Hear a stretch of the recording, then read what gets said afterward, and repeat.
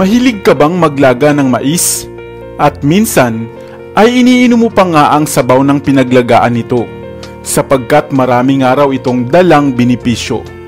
Subalit batid mo rin ba na bukod dito, ang mga hibla pala sa mais o buhok ng mais o corn silk sa Ingles ay mas higit pang epektibo?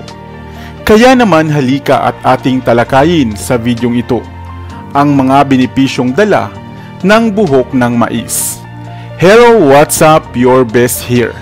Mahilig ka rin bang kumain ng mais at itinatapon mo lamang ang mga buhok nito bago mo pa lutuin? Nako, dapat ay hindi, dahil napakarami pala nitong dalang benepisyo sa atin. Pero bago tayo magpatuloy, kung bago ka pa lamang dito sa ating channel, ay huwag mong kalimutan na pindutin ang subscribe button at ang notification bell. At mag-follow na rin sa ating Facebook page upang lagi kang updated sa aking mga bagong uploads. Ang sabaw o pinaglagaan ng mais ay madalas ngang ginagawang tsaa at iniinom natin sapagkat ito raw ay masustansya. Mainam nga itong nagpapakondisyon sa katawan, makatutulong upang makaiwas ka sa diarrhea at sa iba pang mga problema kaugnay ng gallbladder infection. Ngunit narinig mo na ba ang mga benepisyo namang dala ng buhok ng mais na madalas nga ay itinatapon mo lamang? Narito ang mga maaaring pakinabang sa atin ng tsaa o ng katas na na-extract nga buhat sa corn silk o sa buhok ng mais. Number 1. Ang corn silk tea o tsaa buhat sa buhok ng mais ay mayaman nga sa antioxidants na makatutulong upang makaiwas tayo sa mga problemang pangkalusugang dulot ng mga free radicals at ilang cardiovascular diseases. Number 2. Mainam rin ito para sa mayroong mataas na blood pressure. Nagre-regulate ito ng level ng insulin sa ating katawan. At gayon din ay maaari itong makatulong para sa mayroong mga diabetes at mataas na kolesterol. Number 3. Dahil nga sa maraming wonderful benefits ang tsaa buhat sa corn silk, nakatutulong din ito upang mabawasan ang pananakit ng tuhod o mga kasukasuan na bunga ng gout. Number 4. May kakilala ka rin bang nag-iihi pa sa kama? Well, ito ay mainam na solusyon. Inirekomenda nga ng mga eksperto ang pagkonsumo ng tsaa buhat sa corn silk bago pa matulog upang maiwasan na ang pag-iihi sa kama o sa banig tuwing gabi. Number 5. Ang corn silk tea rin na isang epektibong remedy para sa mayroong mga problemang kaugnay sa bato o kidney, kagaya nga ng UTI, masakit na pag-ihi, bladder infection, inflammation ng urinary system, at iba pang problema sa bato. Number 6. Kung lagi namang masama ang timpla ng inyong tiyan o ng sikmura, makatutulong din ang pag-inom mo ng tsaa buhat dito. Number 7. At kaugnay nga ng mga benepisyo nito sa ating mga bato at bladder, ay mabisa rin itong pinararami ang ating maiihi upang mailabas nga ang mga harmful substance at mga toxins sa ating katawan. Number 8. Mahusay rin para sa mga galos, kagat ng insekto, munting sugat sa balat o boils, ang buhok ng mais. Ito nga ay mayaman sa antibacterial at antiseptic properties na makatutulong sa inyo upang makaiwas sa anumang infeksyon. Number 9. Opo, may kakayahan din itong makapagpalago at makapagpasigla ng tubo ng ating buhok at makatutulong rin upang mabawasan ang mga marka o pekas sa inyong mga mukha. Kaya ano pa ang hinihintay? Magpakulo ka na ng buhok ng mais o ng corn silk. Subalit isang paalala lamang na huwag labis-labis sa pagkonsumo nito, lalo na nga sa mga buntis at sa mga nagpapagatas na ina.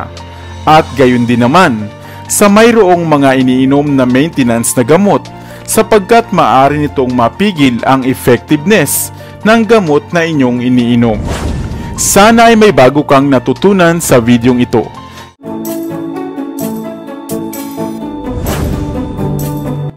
Pamilyar ba kayo sa halamang ito na kung tawagin nga ay pakpaklawin? Isang klase ng pangkaraniwang halamang damo na makikita nga sa kagubatan at minsan ay sa mga puno ng niyog sa kapatagan. Subalit hindi batid ng karamihan na napakahusay pala nito at marami nga ang pwede mong pagkagamitan. Hello, what's up? Your best here. Nakakita ka na ba ng halamang ito na madalas nga ay nakadikit sa mga puno, partikular na sa puno ng niyog? Ang halamang pakpaklawin. Halika at isa-isahin natin ang mga benepisyo nito sa kalusugan ng tao. Ginagawang pang-display, ginagawang parol, ginagamit sa mga ginagawang costume o proyekto sa eskwelahan. Ilan lamang iyan sa mga popular na pinagkakagamitan ng halamang pakpaklawin. Ang pakpaklawin o Drinaria quercifolia ay isang klase ng halaman sa hanay ng mga Polypodiaceae. Kilala nga ito sa iba pang mga katawagan tulad ng paypayamo sa Katagalugan, baga-baga sa Pampanga, kabkab sa Bicol, kabkaban sa Bisaya, kapakapa sa Ilocano, o saga sa Igorot at basket fern naman sa wikang Ingles. Isang halaman na madalas mo ngang mamamataan lamang o makikita sa mga probinsya. Subalit hindi batid ng karamihan ang mga pwede pa pala nitong paggagamitan. Simulan natin sa ugat nito. Ang isang basong bahagi ng pinatuyong ugat ng pakpaklawin ay maaari mo ngang pakuluan sa 3 o 4 na basong tubig at hayaan itong maging ganap na 2 baso na lamang. Maaari mo itong inumin sa buong maghapon. Mabisa itong panlunas sa mayroong bulate sa tiyan, lagnat at sa mga nagtatae at mayroong kasamang dugo. Ang dahon naman nito ay mas marami pang gamit, kagaya ng panlunas sa arthritis, depresyon, dyspepsia, cholera, bato sa bato, meningitis, pamamaga, pulmonya, pneumonia, sakit ng lalamunan, tulo, ulcer sa sikmura at UTI. Magpakulo ka lamang ng isang basong pinong dahon ng pakpaklawin, tuyo man ito o sariwa, sa 3 baso ng tubig. Matapos itong kumulo na ay maaari mo na nga itong palamigin at inumin habang maligamgam pa at ubusin lamang ito sa loob ng 1 araw. Ang inuming ito ay pwede kahit sa bata, basta 1 taon lamang pataas, at maging sa inang nagpapadede, basta siguruhin lamang na ang sanggol ay 1 taon na pataas. Ngunit mahigpit itong ipinagbabawal na inumin, lalo na nga ng mga nagbubuntis. At kung kayo ay mayroong ibang iniinom na mga maintenance na gamot, kumonsulta muna sa inyong doktor bago ito isagawa. Hindi ba't nakamamanga ang halamang pakpaklawin? Pang-display na ay nakagagaling pa pala. Sa inyong probinsya, ano naman ang lokal na tawag sa halamang ito? Sana ay may bago kang natutunan sa videong ito. Iwan ka naman ng comment sa comment section sa ibaba. I-like at i-share mo na rin para naman sa kaalaman ng iba.